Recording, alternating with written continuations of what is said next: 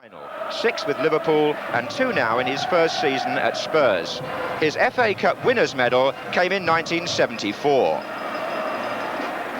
Although he wears number 2, Chris Hughton will play left-back as he did in last year's final. His speed on that flank is important to Spurs in his recovery in defence and his moving up into attack. Paul Miller is a Londoner who plays centre-back, and he's married to the daughter of one of Spurs' most devoted fans. Paul's design company have produced the Spurs Staff Cup Final tie. Well, Graham Roberts, now in midfield, has good reason to remember Cup Final week.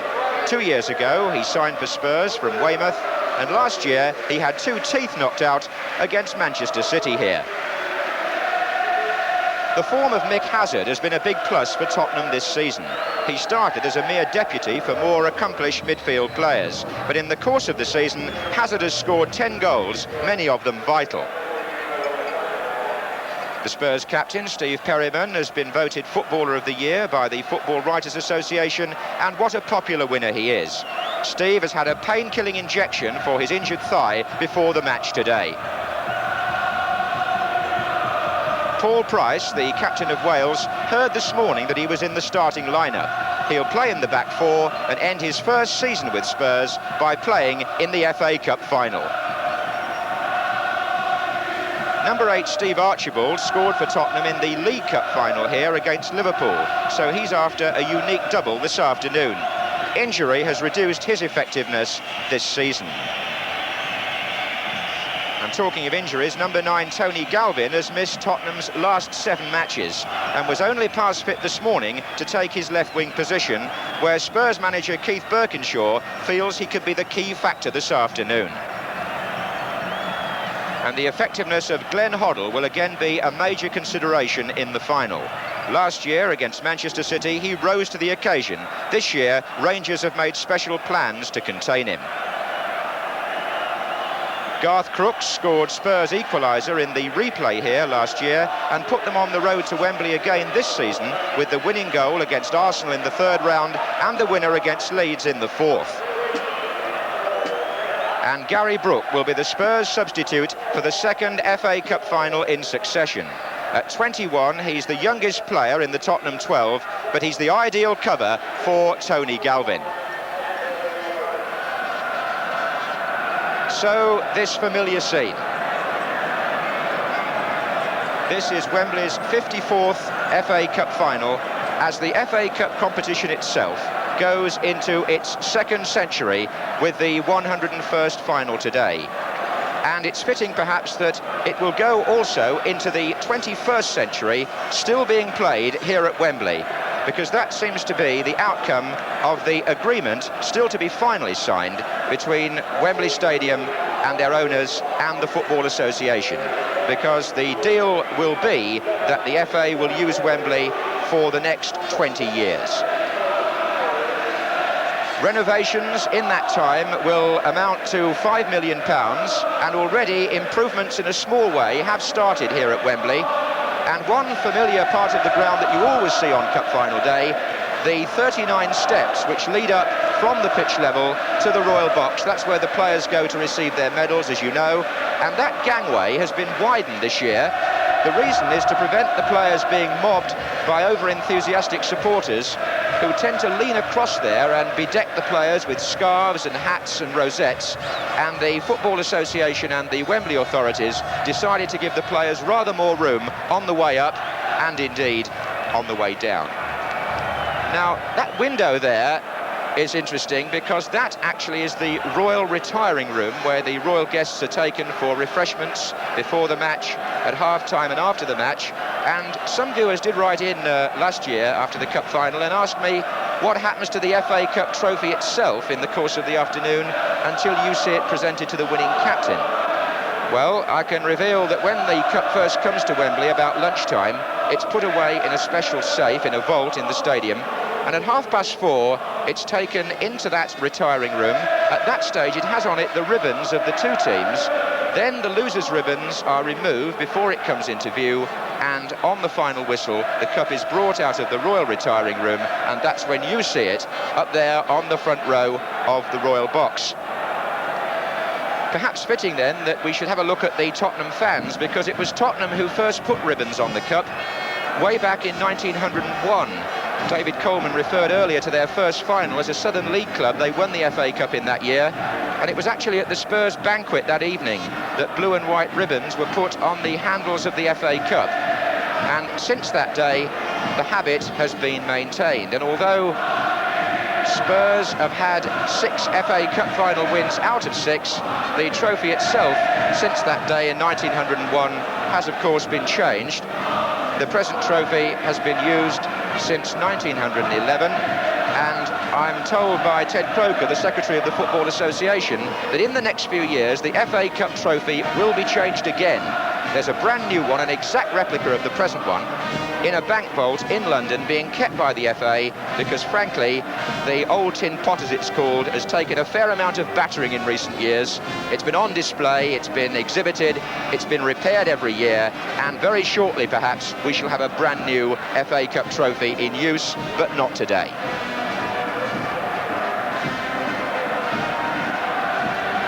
So Spurs fans wearing a lot of yellow today because the colour change means their team will be foregoing their normal white shirts.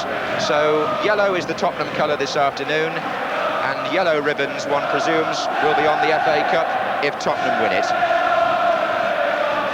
Spurs fans who've seen them chase 4 trophies this season and are hoping that they can at least win one. It's Tottenham's centenary year, by the way. They were formed in 1882. And quite significant that both clubs this year are celebrating their centenary. Because as well as Tottenham, at that end of the ground, that's the tunnel end, by the way, where the Spurs fans are. If we were to manage to switch to the west end of the stadium, which in itself is appropriate, because after all, Queen's Park Rangers ground is only a few miles from here in West London. Queen's Park Rangers are also celebrating their official centenary. And in this year, they've reached an FA Cup final for the first time. The club turned professional in 1898, and their first opponents in a Southern League match the following year were Tottenham Hotspur. Not sure whether it's an omen, but Spurs won the match 1-0 that day. Queen's Park Rangers, whose fans saw the club grow up very much in the 1960s. Earlier on, they were merely another third division team. But Jim Gregory, the chairman, built a new ground, and the club made progress into the first division, and now, although they're back in the second division, they've had a great year putting down their new synthetic pitch and reaching the FA Cup final.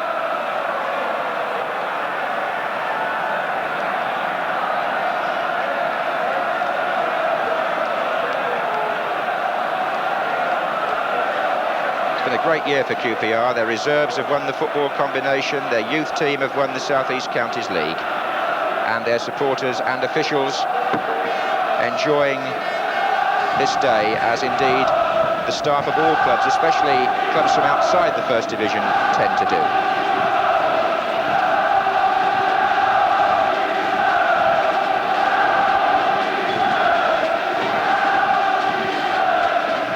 Minister's husband is in the royal box, and Sir Stanley Rouse, sitting next to Mr. Thatcher, is the president of Queen's Park Rangers.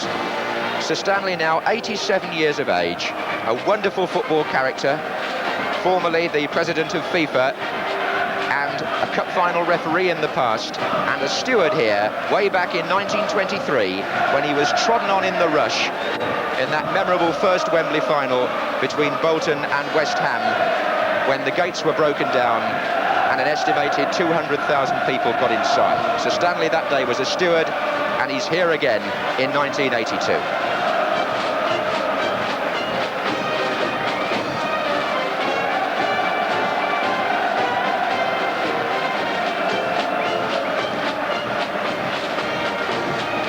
Let's now enjoy the atmosphere.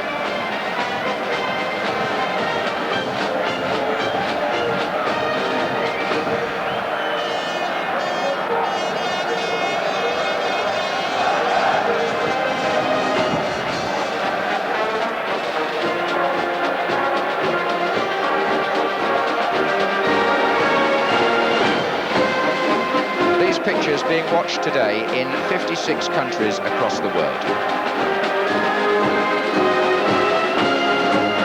And it's also important to mention that this BBC coverage will be relayed by cassette to our troops in the South Atlantic, so that they will be able to see the FA Cup Final.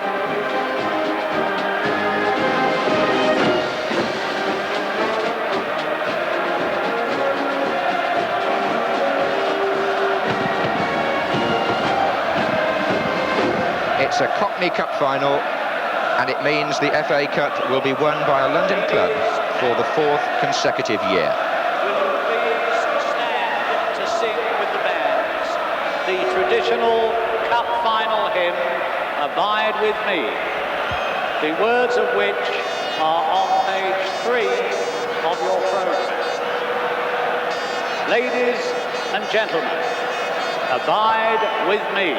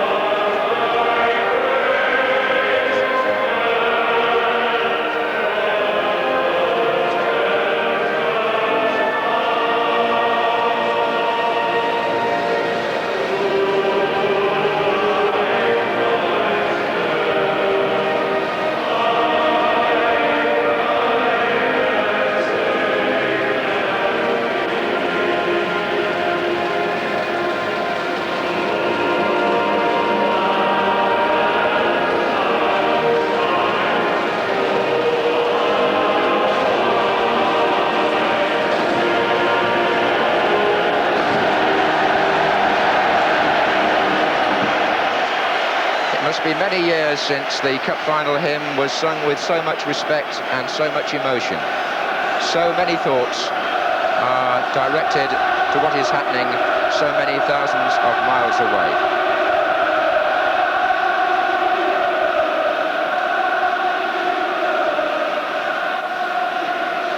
And the two teams are on their way.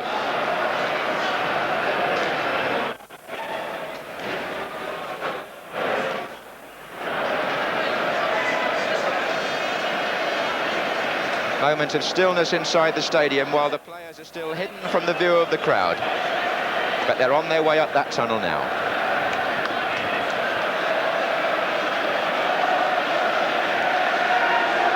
Queen's Park Rangers on the left as we look, Tottenham Hotspur on the right.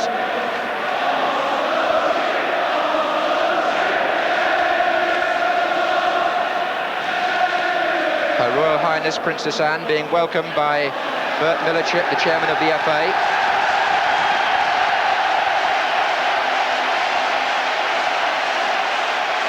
Conversation between the two managers as the vast crowd inside the stadium welcome the teams.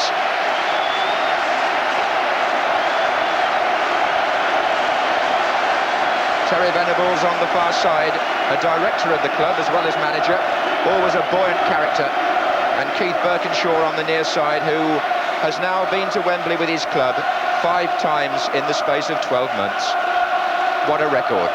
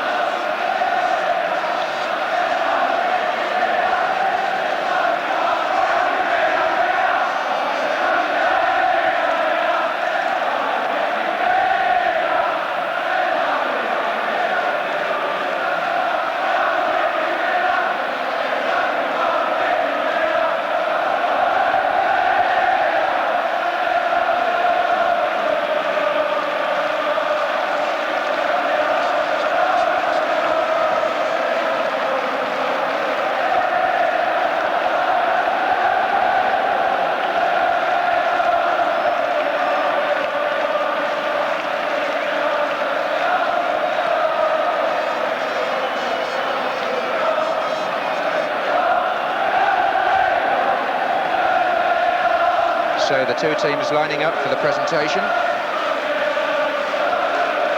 And they will be presented after the national anthem to Her Royal Highness Princess Anne.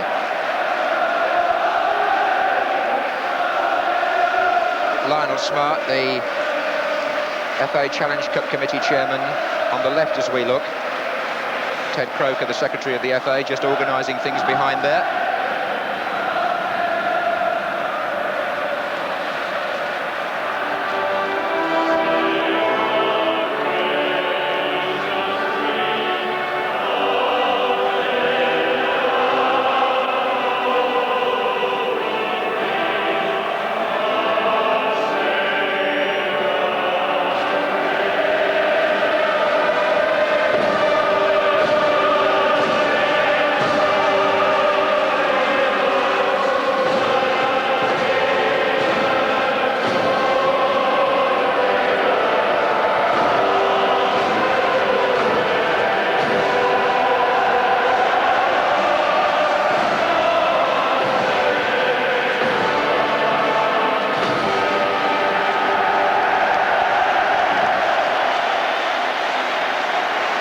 So in his first year as chairman of the Football Association, Bert Millerchip takes Her Royal Highness across to Glenn Roeder, the captain of Queen's Park Rangers, who introduces his team. Always a poignant moment for players who are here for the first time, and that applies as far as cup finals are concerned to the entire Queen's Park Rangers side.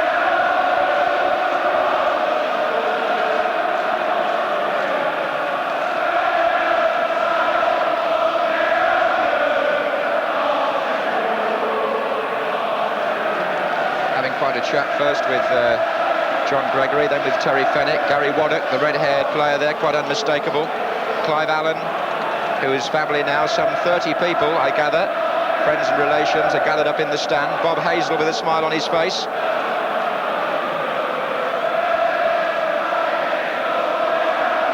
Tony Curry. The Queen's Park Rangers substitute Gary Micklewhite. Ian Gillard in his last game for the club, and Terry Venables, the manager who played for Spurs, ironically, in the 1967 final here, another Cockney Cup final against Chelsea. And the Queen's Park Rangers supporters, a club who for league matches this season have average crowds at Loftus Road of only around 12,000.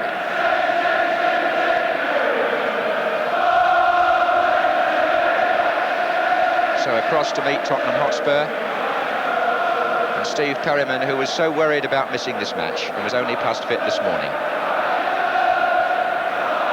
hoping to become the first captain to receive the cup 2 years running since Danny Blanchflower did so for Spurs 20 years ago, and he introduces Ray Clements.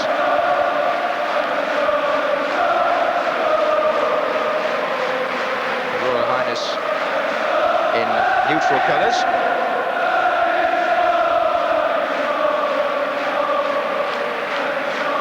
Chris Houghton, who's always got a lot to say, whatever the company.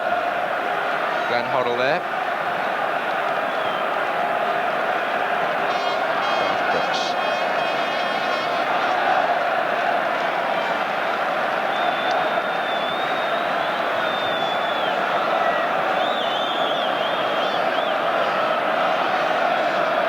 Price with the curly hair, who's the captain of Wales but may not have played today, wouldn't have played today had Ricky Villiard not been pulled out of the team this morning. Paul was expecting to be the substitute.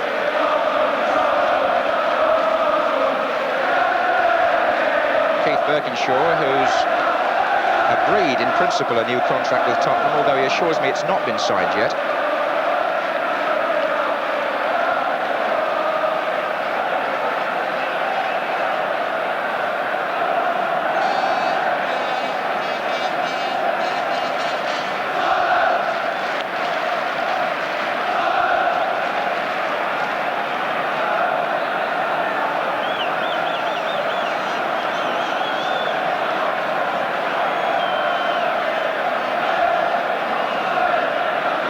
Captain Mark Phillips has come down the line as well to meet the players.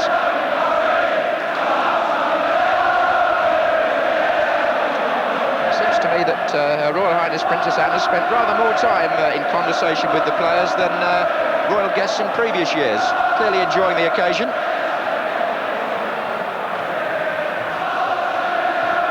She will now be escorted to her seat in the royal box.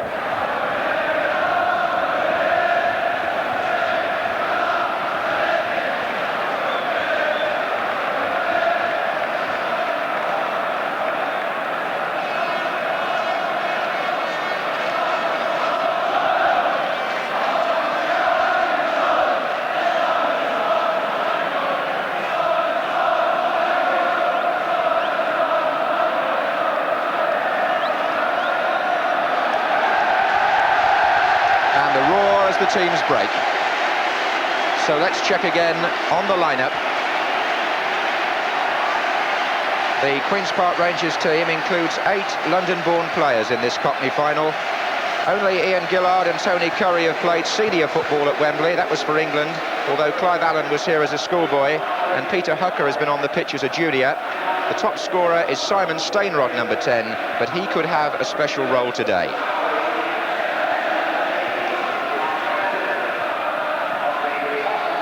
In the end, Tottenham field 8 of last year's cup-winning side. Ray Clements is in goal for Amelia Alexic, and the absence of the 2 Argentines means places for Mick Hazard and Paul Price, with Graham Roberts pushing into midfield.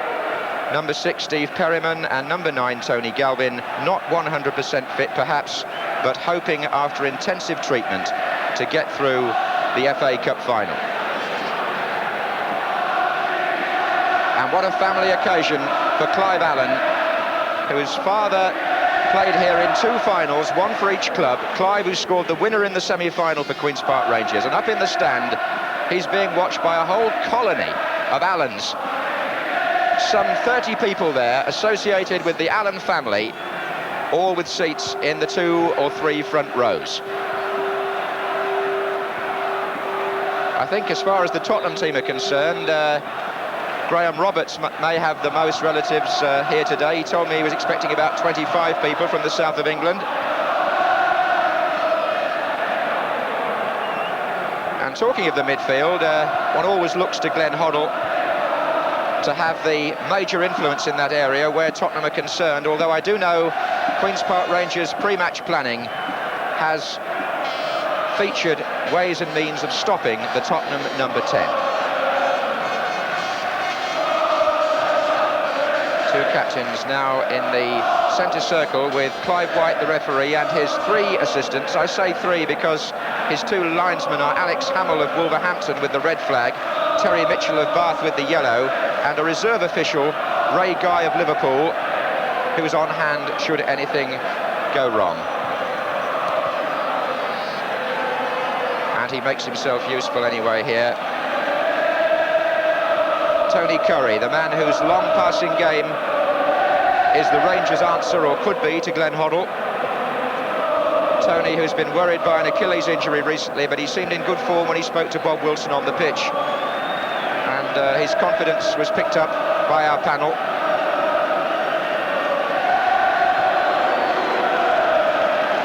Great contrast between the goalkeepers. Ray Clements in his 8th Wembley final and his 37th appearance at the stadium in all.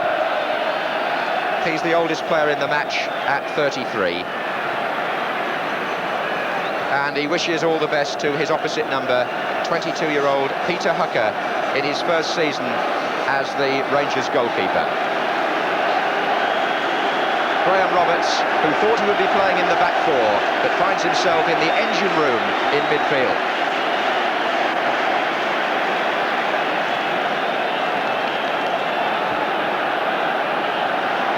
Clive White from nearby Harrow, who will also be officiating in the forthcoming World Cup.